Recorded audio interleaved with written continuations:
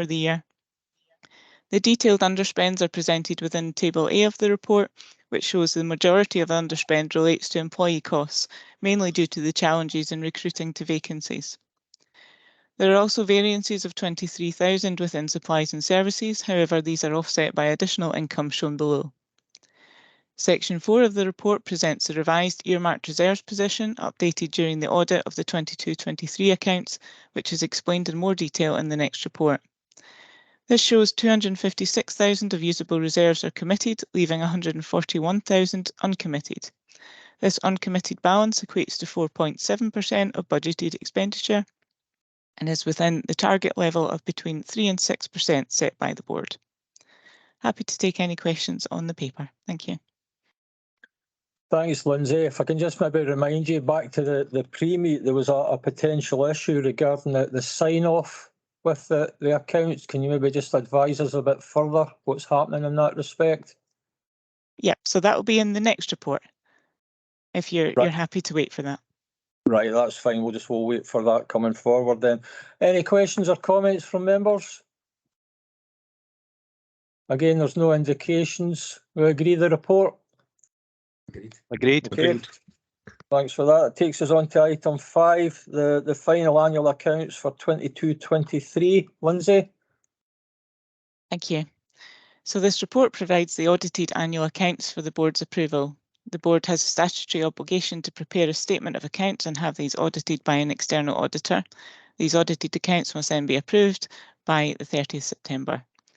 The board considered the draft accounts at its meeting on the 30th of June. During the audit period, there have been 3 adjustments to the accounts since the draft was presented, and these are detailed in section 2.10 of the report. As a result of these changes, the board is reporting a surplus of 17,000 and net usable reserves of 397,000. The board is asked to note that there are 2 outstanding items of the audit in relation to the pensions asset reported in the accounts. The external auditors are awaiting confirmation of these, which is expected shortly. So the board is asked to approve the audited accounts presented today, and signing will then take place on confirmation that these items are concluded. However, if there are any changes as a result of these outstanding items, then the audited accounts will be brought back to the board at its next meeting, and information will be provided on any changes. The board will then be asked to approve the revised accounts. So when considering to approve the final audited accounts, the board is asked to take consideration of the auditor's report, which is the next item on the agenda. It also briefly sets out what the outstanding items are, but we're happy to give additional information and the external auditors on the call as well. So if the accounts are approved today, and when it's confirmed signing can take place, an email will then be sent to the convener, the assessor and the treasurer to sign the accounts, and following this they will then be signed by the external auditor. So I appreciate this is not normal. We would usually put up the audited accounts and ask you to approve them and have no outstanding items, but unfortunately these are out with our control at the moment and are not specifically related to the audit of the board's account. It's a wider issue. So I'm happy to take any questions and explain both on any changes to the audited accounts and the outstanding items. Thank you. Thanks for that, Lindsay. Can I just start off with apologising? I've got the items mixed up from the pre-meet agenda. The agenda item numbers have changed slightly, so that explains the mix-up there. Any questions or comments from members? No indications. Can we agree the report? Agreed. Have I missed somebody there? No, there's no indications. That's fine. Thanks for the agreement there. Takes us on to item 6, annual report to those charged with governance and controller of audit for financial year ended 22-23. Again, Lindsay. I'll just hand over to the external auditors to present that if I can. That's fine. Thank you. Yep. Hello. Hi. I'm Fadhil from Deloitte, the audit manager for the external audit for the CSVJV. So I'll just bring you through the key points within the final report that we have issued previously. So first things first on the outstanding matters. So I think the key outstanding matters in relation to the pensions audit that Lindsay has mentioned. So just some brief background on this is mainly relating to the fact that our internal specialists have noted some issues with Hymans as the actuary in terms of certain compliance with technical actuary standards that they have not been complied with. So they are seeking further action from our central technical team on how then to resolve this matter, given there is some form of non-compliance from that perspective. And this is not only affecting the VJB as the entity, it also affects the wider local government audits that also uses Hymans as their actuary in their audits as well. So that's the reason why there is a delay in that scope of work, because they are still finalizing in terms of what further audit procedures needs to be done. And once that can be ascertained, so then we can then proceed to see whether the accounts could be finalized once that is done. Secondly, we are also awaiting the pension fund assurance letters from the auditors of the pension fund, specifically the Falkirk Pension Fund for CSVJB in this case. There's been delays in the audit by Audit Scotland, and we have not received these assurance letters yet at this point in time. So we are expecting those to be received by the end of this month, technically. But again, we are still waiting for the updates and whether they will be able to issue those letters by the end of the month. So that is the main reasons why we are actually delayed in terms of the signed off of the accounts. Other than that, in terms of the quality indicators, if you look at slide 6, in the audit, in terms of the audit, the grading has been mature in all areas, except for in terms of the errors, in terms of the volume and the magnitude of identified errors. We noted there are some misstatements or material misstatements that's been identified in relation to provisions, as well as some income and expense items, which have now been restated in the accounts. So that's why the grading for that is developing. So other than that, there have been no changes to the significant risks that we have identified from the planning that we have issued previously. And also in slide 12, we have highlighted that the pension scheme audit is still finalizing. So hence we have not concluded in those areas of work. And then in terms of the control findings that we have highlighted, if you look at section 5.1, which is on page 29 of the slides. So again, we are looking at highlighting the fact that management has not done a review of the leases and the corresponding accounting treatment appropriately in this case, mainly in relation to the fact that the provisions, and this provision specifically for the dilapidations for the old lease, so those were not performed. So management will be looking into ensuring this is done, especially with the new lease that is in place. Secondly, for the review of transactions with other public bodies, we believe that the accounting treatment that have been assessed, mainly in relation to the valuation portal, should be looked at more closely in terms of whether the income or expenses should be recognized within the books. So this is something that management is also looking into as well. And thirdly, is mainly to look at savings plans to develop how VJB is going to demonstrate the funding shortfall projected over the next 4 years. So I think management has responded they will look into this as part of their annual budget setting, and they will look at how they could incorporate this into their forecast. And I guess the last one was in relation to the fact that there were findings raised by the previous auditors on long-term financial planning. And again, those have not been implemented, and this has not progressed due to the uncertainties around the future funding of the board. So again, this is something that the management is also looking into, ensuring there's some form of long-term financial planning that can be done as well. Other than that, in terms of audit adjustments, we noted some errors in the audit, but those are not material. If you look at slide 31, there's just specific overaccruals for specific expenses. And if you look at slide 32, 5.4, those will show the misstatements that have been corrected, mainly relating to the provisions for the dilapidation as well as the income and expenses for the portal, valuation portal that has been notified as an error and restated in the accounts. Yep, other than that, that's all to highlight. Yeah, and also there is also a pending point relating to how the treatment of the portal valuation is performed.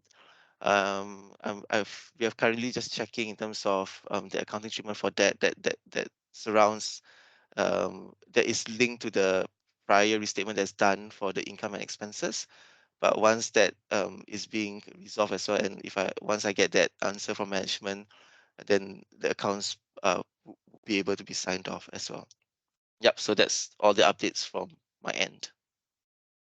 Okay, thanks very much for your report there. Any questions or comments from members for our auditor? No, no indications. You agree with the report? Agreed. Okay, Agreed. thank you. That takes us on to item 7, electoral registration update. Over to yourself, Peter. Yes, it is. Good morning, everyone. It's a regular update as to where things are with the electoral registration function within the board. It's to report that the annual canvass is progressing and is progressing very much in line with previous years. We're nearly at the end of the write-out. We've altered it slightly, so for most areas they got a write-out, and if we didn't get response, we would then follow up. For those areas, there's some areas where we've started with a visit and then written out. The majority of people only get one contact from us, which is if our records match against DWP's records, and we're satisfied that there's no changes within the property. They just get a single communication asking us to notify if there's been any changes, but we don't anticipate changes at those properties. The other major piece of work is the Elections Act 2022, and that is now coming into implementation. At the present time, the piece of legislation that's in force at the moment is for voter ID. Initially, that was just for the local elections in England. That is now fully in force. So for any parliamentary by-election, recall petition, or a full parliamentary UK parliamentary election, voters will need to produce ID at polling stations. And I've included at 3.2 the accepted forms of photo ID. The feedback and research is that most people have this form of ID. It's probably about 96% of people have this level of ID. And the local elections in England, people were able to produce it. For those electors who don't have one of these forms of ID, they can apply for a free voter authority certificate to our office. The application is online, albeit there can be paper applications as well. We process it. We don't actually issue the certificate ourselves. It goes to a third-party supplier procured by the Department of Levelling Up, Housing and Communities. And then the voter authority certificate is then sent to the elector, or they can choose to collect it from our office. At the moment, we've issued relatively few of these. There's only been 83 issued to date.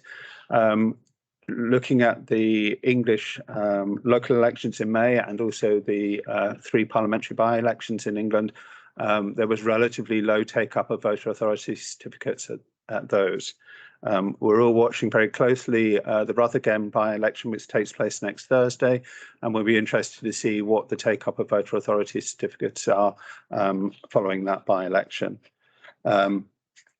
Moving on, the next stage is due to come into force on the 31st of October. Though we're waiting a go, no-go decision from the ministers. That was due yesterday, but we've not heard anything yet. The next stage will see people being able to apply online for an absent vote, but only for UK parliamentary elections. For postal votes for a Scottish Parliament election or a local government election, the process will still be by paper. So there's going to be a divergence of approach there. You can still apply for a UK election by paper, postal vote by paper, but we anticipate the majority of the applications will come in online. The other change is that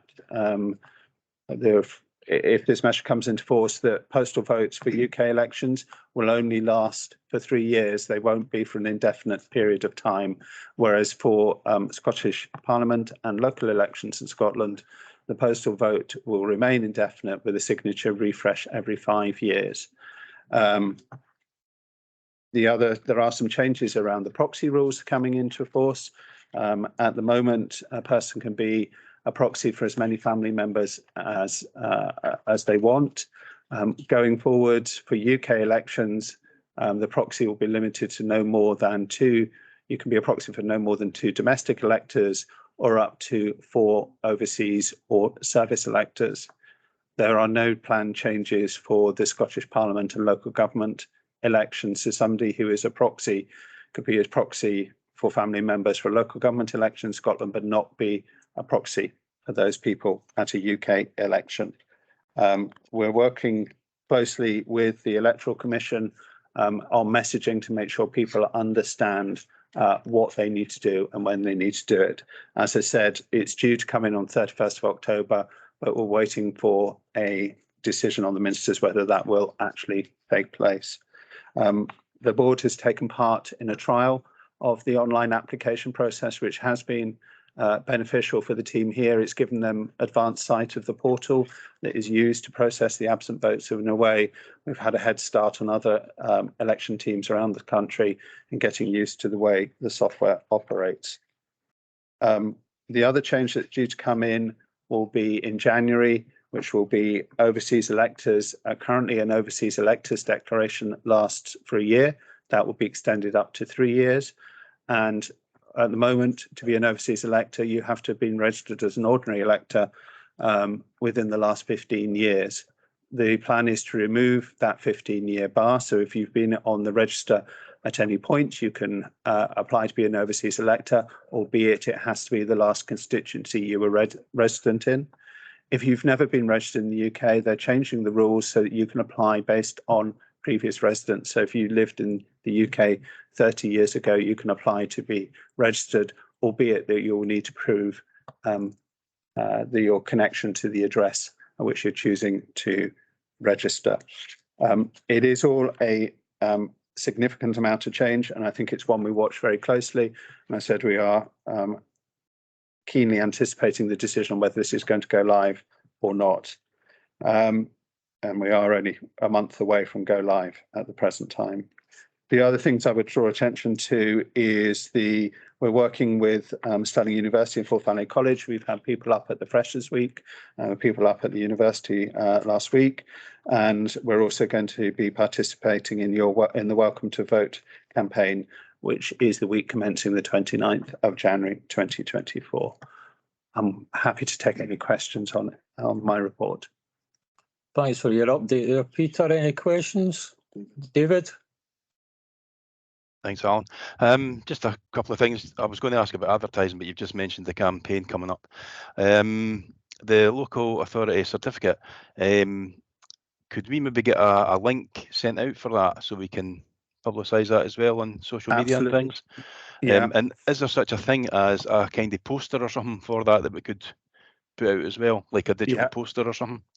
Yeah, I can give you some links to the Electoral Commission. They've very helpfully produced things. I think the main thing to understand is you don't need this. You only need a certificate if you don't have another form of ID. The most common form of ID that people are using are passports, photo driving licenses, or bus passes as well, or young Scot cards. They're the most common ones I think people use. Right. Just one other quick question. If somebody does apply for the certificate, what's the kind of time scale for them to get that?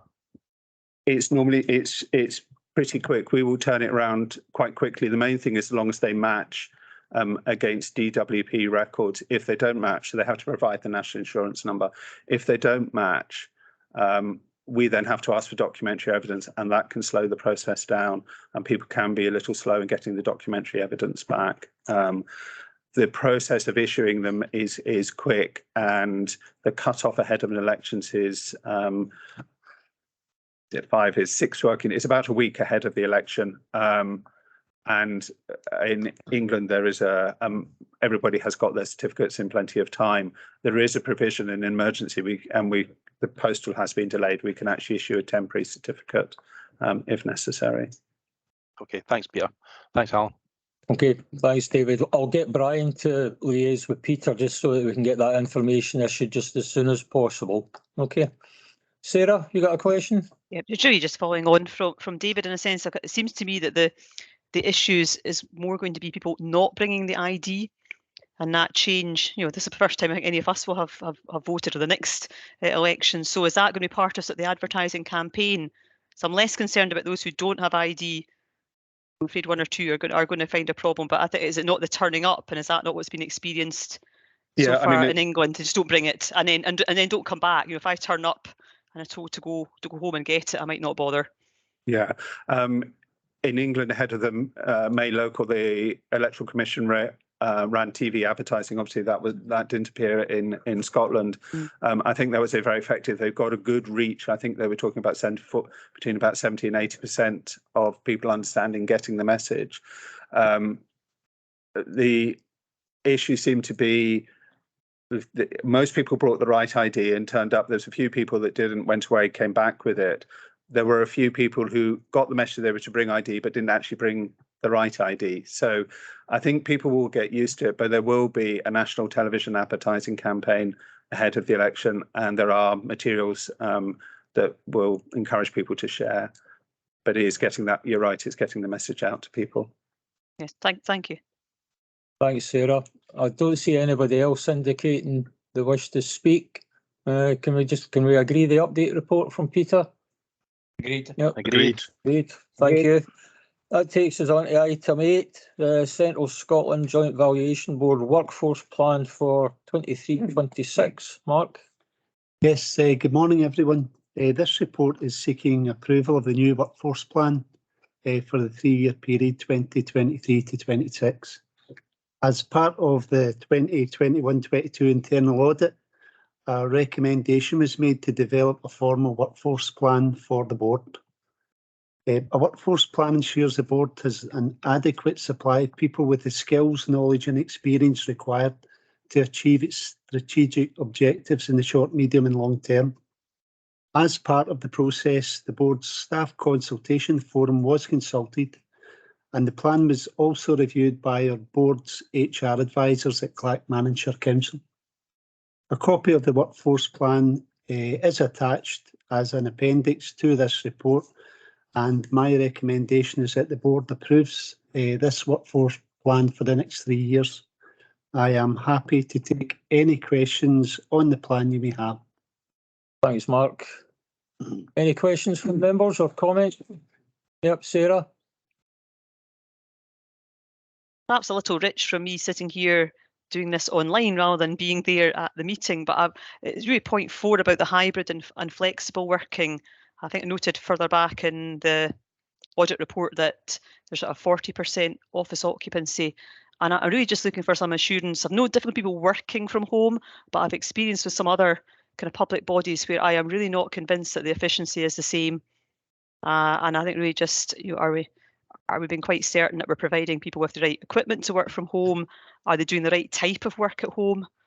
And just an assurance that's not really going to affect the efficiency and the service the public get, because that's a difficulty I'm experiencing from others, that public are not getting the same service. It's harder to contact people. I'm working from, they're working from home as the excuse. Well, it shouldn't be. I shouldn't really be caring where you're working from. If you're doing your job, then it shouldn't really matter. So is that just something which we're aware of? Thanks for that, Sarah. Mark, are you able to comment a bit further, or Peter? Do you okay for me to go? No, go ahead, Pete. Thanks, Councillor Patrick. I think that's a helpful point. In terms of occupancy, we've got probably higher than a 40% occupancy, in that we've downsized. People are in the office at least twice a week, so 40% of their time in the office, 60% of time at home. Everybody has provided with a laptop, a mobile phone, and equipment. They have full access to all the office systems. Our phone system is a computer-based phone system. At management team, we monitor the speed with which calls are answered and the length of any delays. We're actually high performing on that. So I'm not conscious of any decrease in performance. It's something we can measure. We can measure what people are producing. I'm not seeing any downside to this. We get positive feedback from people. One thing the board has suffered for is recruitment of staff, and actually quite a lot of our staff live some distance from the office.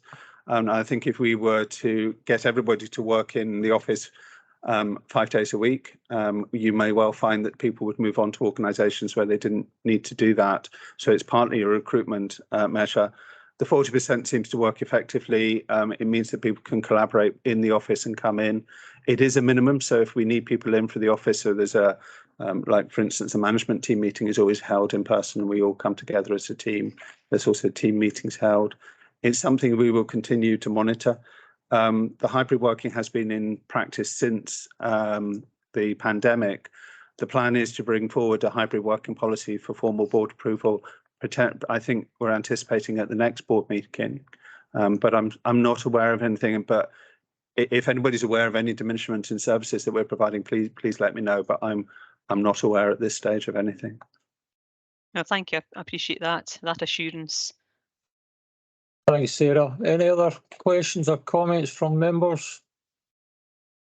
Peter, just a quick question from myself, if I can. Hybrid working, what impact has that had on sick absence? Do we know? Do we have any indication? It's running quite low. The board we're so small. There's only 47 employees or thereabouts. It fluctuates slightly. So one person off is 2%, almost like a 2% absent rate.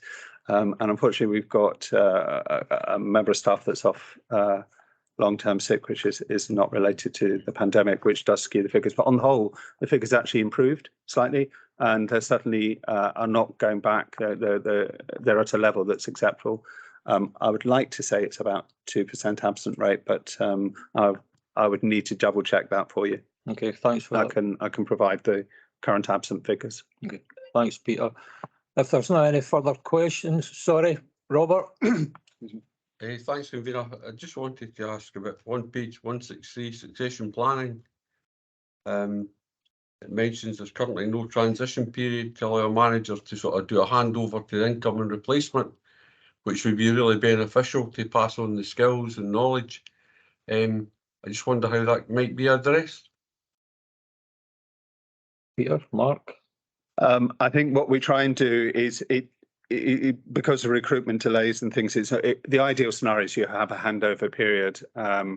And actually, when Mark joined us, there was a period when Daryl, who was leaving, was able to hand over to Mark, which was helpful, but that doesn't always work. We try and do that through an induction process, and also there's a formal induction process for people joining the board. We also try and make sure as much as possible is documented, so that you're not relying on a person's knowledge, that a lot of the office's procedures and everything are actually available on the SharePoint site. There's always when anybody leaves, there's always a slight dip in knowledge, but equally there is a management team, so it's not just, we don't have many single points of failure in the organisation. Okay, thanks very much, Convener. Thanks, Robert. Agree the report? Agreed. Yep. Agreed. Okay. Agreed. Thank you. That takes us on to the last item on our agenda this morning. That's the programme of meetings for next year, 2024. Brian. Thanks, Convener. Straightforward, just a report proposing 4 dates for meetings next year. Also mentioning, just following on from Councillor Patrick, that the board meets in a hybrid manner. That was a decision that was taken last year, and that still stands. Also pointed out that obviously the board's moved to its new headquarters in Glendevon House, which is where we are today. So that will be the base for meetings for when people come in. Last point was that currently we're recording the meetings and they are posted on the Assessor's website. I have to hold my hands up and say that I didn't press start quite at the start of the meeting, so the recording today comes in round about the minutes, but that's say technical failure, but we can address that. And we also look to live stream meetings, that there's discussions ongoing about how we can facilitate that. So just at this point, just asking the board to agree the provisional dates for next year. Any questions or comments in relation to the dates? Okay, Convener. Nope, nothing there, and I'll give you an undertaking. I'll make sure there's a big red button on Brian's laptop for the next meeting so he can press it in time. There is a big red button. Don't press it. That concludes the business for this morning, everybody. Thanks very much for your attendance. Thanks very much. Thank you, Convener. Thank you. Thanks, Thank you. folks. Take care.